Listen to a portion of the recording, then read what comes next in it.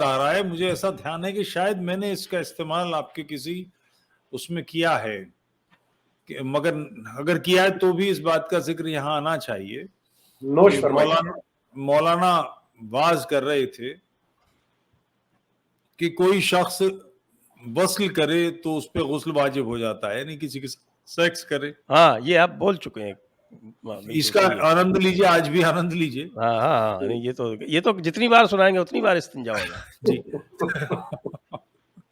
تو اس کے بعد صاحب نے سوال پوچھا, اگر وصل یعنی انجال ہو جائے, کسی کو دیکھیں اور ایجوکلیٹ ہو جائیں, تب بولے غسل واجب ہوتا ہے. ان کا دونوں پہ, بولے ہاں دونوں پہ غسل واجب ہوتا ہے.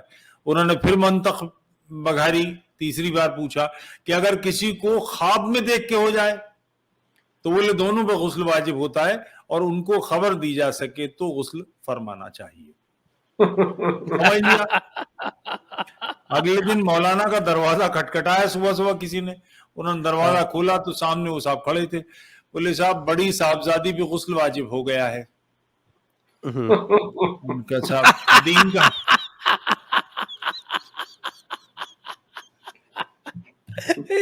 استنجا بڑا والا, تو بڑا والا ڈھیلا شریف لگے گا اس میں. تو دین کا حصہ کر لیا. 4-6 دن بعد پھر دروازہ کسی نے کھٹکھٹایا, انہوں نے دروازہ کھولا, وہی صاحب کھڑے تھے. بولے آج چھوٹی صاحبزادی پر غسل واجب ہو گیا ہے. جی بہتر, شرمسار آدمی تھے. انہوں نے کہا جی بہتر, میں کہہ دوں گا. مہینے بعد پھر دروازہ کھٹکھٹایا, انہوں نے کھولا, وہی صاحب کھڑے تھے. بولے آج بیگم صاحبہ سے کہہ دیجیے گا کہ وہ نہا لیں. کہا جی میں عرض کر دوں گا. ہو گیا. 2 مہینے بعد پھر صبح دروازہ کسی نے کھٹکھٹایا, انہوں نے کھولا, وہی صاحب کھڑے تھے. وہ کچھ بولتے اس سے پہلے ہاں میں نہا لوں گا.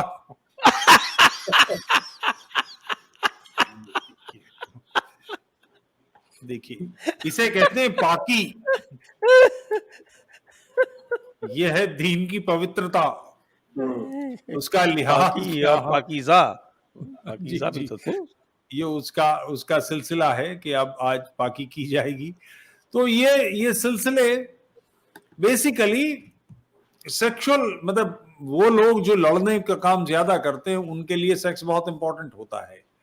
تو عربوں میں چونکہ جھگڑے جھنجٹ, دوسروں کو مارنا, خود قتل ہو جانا, دوسروں کو تلوار کے گھاٹ اتارنا, نہ اتریں تو خود اترنا, یہ سارے لگاتار کام ہو رہے تھے. اس کے چلتے یہ ساری چیزیں آئی ہیں. اچھا اگر آپ لیکن ابھی تک کیوں پکڑے بیٹھے ہیں؟ جی اس کا کارن بتاتا ہوں کہ اگر آپ اس کے بارے میں سوچنے لگیں گے تو آپ دین سے خارج ہو جائیں گے, آپ دین کو چھوڑ دیں گے. آپ سوال اسی لیے تقلید منع کر دی, اس لیے کچھ بھی آپ بات سوال نہیں کر سکتے.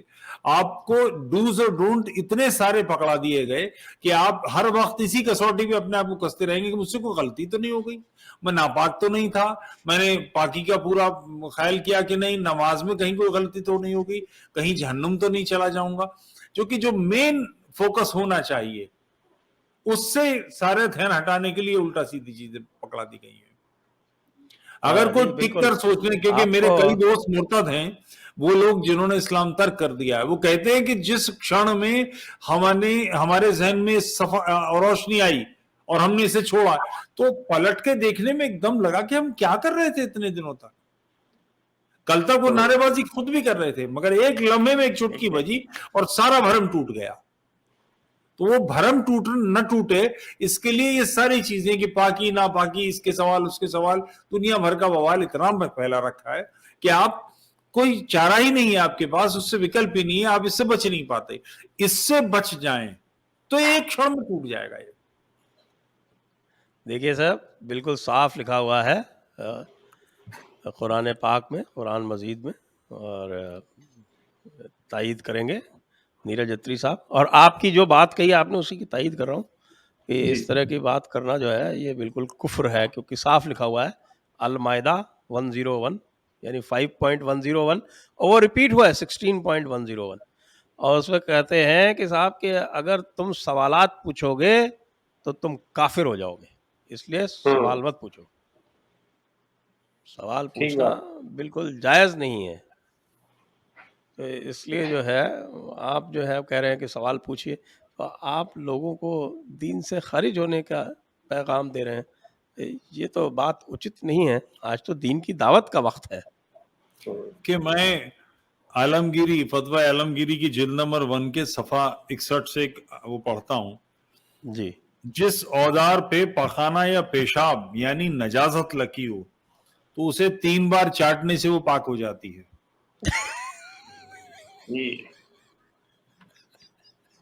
صاحب میں تو استنجا بولتی اور بند ہو ڈھیرا جاتی شریف سے ہوں. صاف کر لے تو نہیں چلے گا. کیسے نہیں، کیسے نہیں. لوگ، کیا کیا ذہن ہے. چھری پر نجاست یعنی پیشاب پخانہ لگاؤ تو وہ پاک ہے. ہدایت جلد 1 اچھا اسی صفحہ لیے 222. اور تھوک کے بارے میں بھی لکھا ہے کچھ کیا؟ یہ ابھی تو اس کے بارے میں نجاست ارتھات پخانہ پیشاب بھرا کپڑا اس قدر چاٹے کہ نجاست کا اس پہ سے اثر جاتا رہے تو وہ پاک ہے. کپڑے سے کو صاف کرنے کے لیے اسے چاٹنا اور تفصیل کے ساتھ ہے. یہ ہدایت جلد 1 صفحہ 111 اور عالمگیری کی جلد نمبر 1 صفحہ 61 اس پر یہ سارا تفصیل ہے. کوئی اس طرح سے کیسے سوچ سکتا ہے؟ مگر آپ کو جو مین فوکس ہے اس سے باہر نکالنا ہے تو ایسے اوٹ پٹانگ ویسے پیر کی چیزیں اتنی ساری اکٹھی کر دو کہ آدمی سمجھ ہی نہ پائے کہ وہ کیا رہا ہے اس کے ساتھ. اتنا آسان نہیں ہے کسی کو بالکل پاشوک ورتیوں کی طرف لے جانا. وہ تبھی سمبھو ہے کہ اس کی بدھی بالکل ہی پھوڑ دی جائے. جانور ارتھات چوپائے سے یا نابالغ لڑکی سے زنا ارتھات بلاತ್ಕಾರ کرے تو وضو نہیں ٹوٹتا. عالمگیری جلد 1 حدیث 83. پھر وہ بلاत्कार کہاں ہوا؟ ایک منٹ. تو پھر وہ بلاत्कार کہاں ہوا؟ تو جائز ہے، بلاत्कार تو ہوا ہی نہیں. ہو جانور نہیں، وہ بلاत्कार اس کا عائشہ کا تو منع نہیں تھی، مگر یہ لڑکی منع کرے گی نا، اس کے ساتھ زبردستی ہوگی. جانور سے یا چوپائے سے یعنی اور نابالغ لڑکی کے ساتھ میں اگر سیکس کرے تو اس سے وضو نہیں ٹوٹتا. نماز سے پہلے وضو کرنا پڑتا ہے. چوپایا اور نابالغ لڑکی برابر ہے، یہ کہنے کا مطلب ہوا. ایسی چیزیں اتنی اتنی وچتر چیزیں کیسے کوئی سوچ سکتا ہے؟ اور دھیان رہے کہ یہ فتویٰ ہے، سوال پوچھا ہے کسی نے کہ ایسا کرنے سے، یہ لگاتار کا ہونے والی بات ہے. اکا دکا بات میں کوئی سوال نہیں پوچھنے پہنچ جاتا ملا کے پاس. مفتی کے پاس سوال تب پہنچتے ہیں جب یہ ریگولر پریکٹس ہوتی ہے. عجیب و غریب سیکشل بیہیویئر. اچھا، لطاوت میں غسل کس کے اوپر جائز ہوتا ہے؟ جی اچھا، وہ واقعہ مولانا مودودی والا. ہاں، مولانا مودودی واز فرما رہے تھے اور انہوں نے کہا کہ کوئی شخص غسل کرے تو اس پہ غسل واجب ہوتا ہے. ایک صاحب نے ہاتھ اٹھایا کہ صاحب وہ اگر ہم جنسی کر رہا ہو یعنی ہومو سیکشولیٹی تو انہوں نے کہا ان پر بھی واجب ہوتا ہے. تو انہوں نے پھر منطق نکالی کہ صاحب کس پہ واجب ہوتا ہے؟ دونوں پہ. فاعل پہ تو واجب ہے کہ وہ لگا پڑا ہے، مفعول پہ کیوں واجب ہو؟ تو مولانا بولے ہو سکتا آپ کا خیال صحیح مگر میں تو نہ لیا کرے تھا.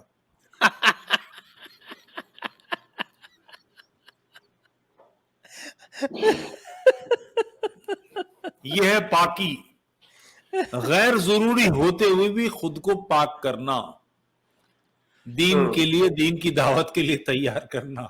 یہ ہے اچھا، ایک میرا سوال ہے طفیل جی کہ جب آپ نماز کر رہے ہیں، صلات کر رہے ہیں، اس سمے یدی آپ کوئی پاد دیتا ہے تو اس کے بارے میں کیا حکم ہے؟ کیا پھر سے پورا سوال دوبارہ دہرائیے. ایسے شبد ارے ہوا چھوڑ دیتا ہے صاحب. ہاں نماز جی وہ پتہ نہیں کیسے کہ اگر گیس پاس کر دیتا ہے تو روزہ ٹوٹ جاتا ہے. تو میں نے، میرے ایک دوست تھے، شاعر تھے، اب تو رہے نہیں وہ، ساحل. تو میں نے ان سے پوچھا کہ بھائی اس میں کیسے؟ واقعہ یہ تھا کہ ہلدوانی میں ان کے محلے میں کھڑا تھا اور یہ وہ زمانہ تھا جب میں ہردوار رہتا تھا، سادھو تھا، گیروا کپڑے، داڑھی تھی. اور تو ان کے سالے ملا ٹائپ کے تھے, بڑی زور سے لپکتے ہوئے السلام علیکم, کہ جی ہاتھ اٹھائے. بولے کیا نور ہے, قسم خدا کی آپ کس خاندان کے چشم و چراغ ہیں؟ تو میں نے کہا کافروں کے خاندان سے ہوں. تو وہ ذرا تل ملا گئے اور لوگ ہنسنے لگے کہ گھر مارا. تو اس میں یہ واقعہ تھا, ہاں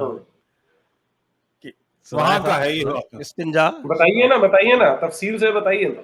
نہیں تفصیل سے وہ سنجے صاحب نے جو جملہ فرمایا, ایک بار وہ پہلا جملہ مجھے پھر سے کہیے. جی جب کوئی نماز یا صلات کر رہا ہے اس سمے کوئی ہوا چھوڑ دیتا ہے تو کیا نماز قبول ہوتی ہے؟ تو پاد المقدس بولتے ہیں اس کو, پاد المقدس. ایک کوئی ہمارے درشک ہے وہ, انہوں نے نام دیا ہے اس کو پاد المقدس.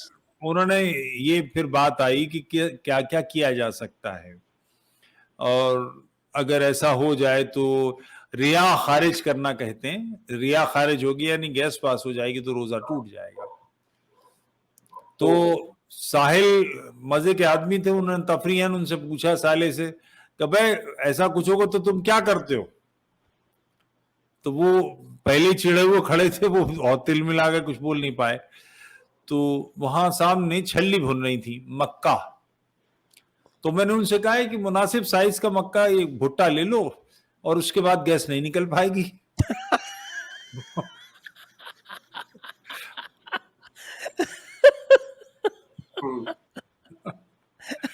تو سب سے آسان طریقہ کہ ڈانٹ لگا لو کسی چیز سے, جھنجھٹ ختم, گیس نہیں نکلے گی, روزہ نہیں ٹوٹے گا. پورے مطلب کس کا ہے؟ سحری سے لے کے افطار تک جی ظاہر پڑے گا. جی ظاہر ہے. اچھا اس پہ اب پورے وقت پاد المقدس سے پاد المبارک نہیں نکلے, یہ تو بڑا غضب ہو جائے گا. اگر آپ اجازت دیں تو ایک بہت خوبصورت مگر بہت مطلب ویسا لطیفہ ہے, میں ایک واقعہ عرض کروں اس پر. بہت بالکل صاحب, ایک بار پھر سے استنجا. نواب صاحب کی تلوار چوری ہو گئی جو پشتینی تھی, 7 پیڑھیوں سے چلی آ رہی تھی.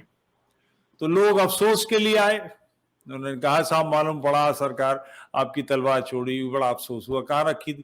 بولے میاں سرہانے رکھ کے سو گئے تھے. ارے صاحب کیا غضب کیا آپ نے, سوئے آدمی اور مرا آدمی تو برابر ہوتا ہے, کیا کیا؟ انہوں نے سوچا کہ یار یہ تو الو بنا رہے ہیں میرا, کچھ اور بتاؤں گا. تو کوئی صاحب آئے, انہوں نے پوچھا کہ صاحب معلوم پڑا کہ تلوار چوری ہوئی, بزرگوں کی نشانی تھی, کہاں رکھ دی تھی؟ انہوں نے کہا صاحب الماری. ارے صاحب اتنی قیمتی چیز آپ نے الماری رکھی؟ ہوتے ہوتے صبح سے شام تک ساری جگہ نپ گئیں اور ہر جگہ لوگوں نے الو کاٹا. ان کا رامپور کا واقعہ. وہ تل ملائے بیٹھے تھے. پھر ایک بہت تیز ترار آدمی آئے, انہوں نے کہا صاحب معلوم پڑا کہ آپ کی تلوار چوری, بڑا افسوس. ہاں بولے یہی پوچھو گا کہاں رکھی تھی؟ چوتڑوں میں دے لی تھی. ان کا صاحب جگہ تو بڑی مناسب تھی, موٹھ بار رہ گئی ہوگی.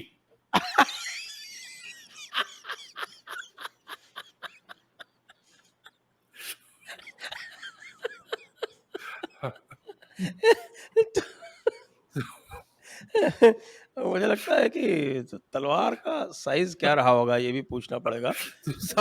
وہ تو پھر مجھے لگتا ہے تلوار نہیں کیول چھری نہیں ہوگی, تو تلوار بھی دی جا سکتی ہے. جو انہوں نے کہا اس کا جواب عمدہ سے نکل کے آیا. ایک جو ہے صاحب فتاوی عالمگیری میں بھی آیا ہے ذکر, تو اس کا بھی بتا دیتے ہیں کہ صاحب یہ کہہ رہے ہیں کہ اگر باپ کی باندی یا ماں کی باندی سے وطی کر لی تو حد قائم نہیں ہوگی, یعنی کوئی دنڈ نہیں ملے گا. اب یہ بتائیے کہ جو باپ کی باندی ہے, جس کے ساتھ باپ وطی کرتا ہے, اسی کے ساتھ بیٹے نے وطی کر لی, تو حد کیوں نہیں قائم ہوگی؟ جی اس کے سلسلے میں یہ تو بڑا مشہور واقعہ ہے, اس کا کیا نام, خلیفہ کا, ہارون رشید کا, کہ ہارون رشید کا دل اپنے محل کی ایک باندی پہ آیا تو وہ اس کو بلوایا. تو اس نے کہا کہ میں تمہارے والد کے ساتھ سے منسوب رہ چکی ہوں, میرا درجہ تمہاری ماں کا ہے. خلیفہ اس کے عشق میں اتنے گرفتار تھے کہ بیمار پڑ گئے. تو وزیروں کو پتہ لگا, تو وزراء نے مفتی سے بات کی, تو مفتی نے کہا 1 لاکھ دینار دے لوں گا. فتوا دے دوں گا. کہا ٹھیک ہے. نہ ان سے پوچھا, خلیفہ نے کہا بلوا لیجئے. بلوایا گیا تو ان سے کہا کہ 1,00,000 دینار. بولے منظور. تو اسے بلوایا اور اس سے کہا کہ جب یہ آپ ان کی خوابگاہ میں تھیں اور وہ آپ کی شرمگاہ میں تھے, اس وقت کا کوئی گواہ ہے؟ تو ظاہر ہے کہ خلیفہ کہ وہ خوابگاہ میں ہو, خلیفہ ان کی شرمگاہ میں ہو, تو کوئی دوسرا کیسے ہوگا؟ موت آئی ہے کسی کی. تو اس نے کہا اس کا کوئی گواہ نہیں ہے. تو بولے ایک عورت کی گواہی مکمل نہیں ہے, اس کی گواہ نہیں ہے, اس لیے یہ تم پر جائز ہے. اس کے وہ ہسٹوریکل اس کے وجہ. اور یہ اس کا تو میں کئی بار استعمال بھی کرتا ہوں. پچھلی بار جو رجیم تھی ان کی افغانستان میں, تو ایک لڑکی نے پولیس میں رپورٹ کرائی کہ اس کے ساتھ 4 لوگوں نے زنا کیا, ریپ کیا. میڈیکل ہوا, 4 لوگوں کا وہ ثابت ہوا, مگر گواہ کوئی نہیں تھا اس کے پاس. تو جرگے نے فیصلہ دیا کہ یہ عورت حرافہ ہے, بدچلن ہے, اس کو پتھر مار مار کے سنسار کر دیا جائے, کیونکہ اس کے پاس گواہ نہیں تھے. 4 لوگ ریپ کریں گے اور گواہ ہوں گے تو اس کا مطلب وہاں 25 لوگ موجود ہوں, تو ریپ کیسے ہوگا؟ ریپ تو تبھی ممکن ہے کہ اس کے کوئی گواہ نہیں تھے, لوگ نہیں تھے وہاں پر. وہ 4 تھے جو اس کے ساتھ ظلم کر رہے تھے, اور اس کو پتھر مار مار کے ان 4 کم بختوں نے, ان کے سعید لوگوں نے مار کے ختم کر دیا. قرآن کی آیت ہے کہ ایک عورت کی گواہی مکمل نہیں ہے. رفیع رضا صاحب کا شعر ہے, خدیجہ پوری گواہی تھی جس نبوت کی, خدیجہ پوری گواہی تھی جس نبوت کی, اسی نے آدھی گواہی کا حق دیا اس کو. مشہور شعر ہے رفیع رضا کا. تو یہی ہے. اور اس سے ایک بات اور نکلتی ہے, اگر عورت کی گواہی مکمل نہیں ہے تو خدیجہ ہی تو گواہی ہیں جنہوں نے کہا ہے کہ وہ پیغمبر ہیں. پیغمبری ثابت نہیں ہوتی. ارے آپ دین کی دعوت دے رہے ہیں, دین سے خارج کر رہے ہیں لوگوں کو, ایسے نہیں چلے گا. آپ دے دیجئے صاحب, ہم نے آپ دعوت دو صاحب, آپ دو. جو بھی طفیل جی نے بتایا تھا شروع میں قصہ کہ گود کیوں نہیں لیتے ہیں, وہ انہوں نے پوری تفصیل نہیں دی اس کی کہ جس سمے محمد نے دیکھا تھا اس کو نہاتے ہوئے, تو وہاں پر ایک جملہ مار کے گئے تھے, جملہ کس کے گئے تھے. وہ جملہ سب جگہ پہ الگ الگ دیا جاتا ہے, اس لیے میں اس میں نہیں جا رہا. تو جب وہ شام کو زائد گھر پہ آتا ہے تو بتاتی ہے کہ ایسے, اب اس نے کیا بتایا ہوگا تو ہم امیجن کر سکتے ہیں کہ تمہارے ابا حضور آئے تھے, یا میرے سسر جی آئے تھے, یا میرے بھائی آئے تھے, کیونکہ ان کی بہن بھی تھی, فرسٹ کزن تھی ان کی زینب, تو وہ میرے اوپر اس طرح کا جملہ مار کے گئے ہیں. تو میں نے جب پہلی بار اسے سنا تھا تو مجھے لگا تھا کہ اگر کسی عام پریوار میں ایسا ہوگا تو جو لڑکا ہے وہ باپ کا گلا پکڑنے کو جائے گا کہ تیری ہمت کیسے ہوئی ایسی بات بولنے کی. لیکن یہاں دین کی خوبصورتی دیکھیے کہ وہ جاتا ہے اور کہتا ہے کہ اگر آپ کو چاہیے تو میں اپنی بیوی چھوڑ دیتا ہوں. اور پھر حضور صاحب بولتے ہیں, آپ صلی اللہ علیہ وسلم نے کہا کہ نہیں تو اپنی بیوی کو اپنے پاس رکھ. اور یہ قرآن پاک میں بھی ہے, سورہ نمبر 33 کی 37ویں آیت میں باقاعدہ لکھا, زائد کا نام آتا ہے اس کے اندر کہ زائد نے جب کہا تو تم نے کہا اسے اپنے پاس رکھ. تو اب دیکھیے اللہ تعالیٰ کا کتنا خوبصورت حکم آیا کہ تو ڈرتا تھا زمانے کی رسوائی سے, لیکن جب اللہ نے تیرے لیے وہ حلال کر دیا تو اس کو کیوں حرام سمجھ رہا ہے, تو لے آ.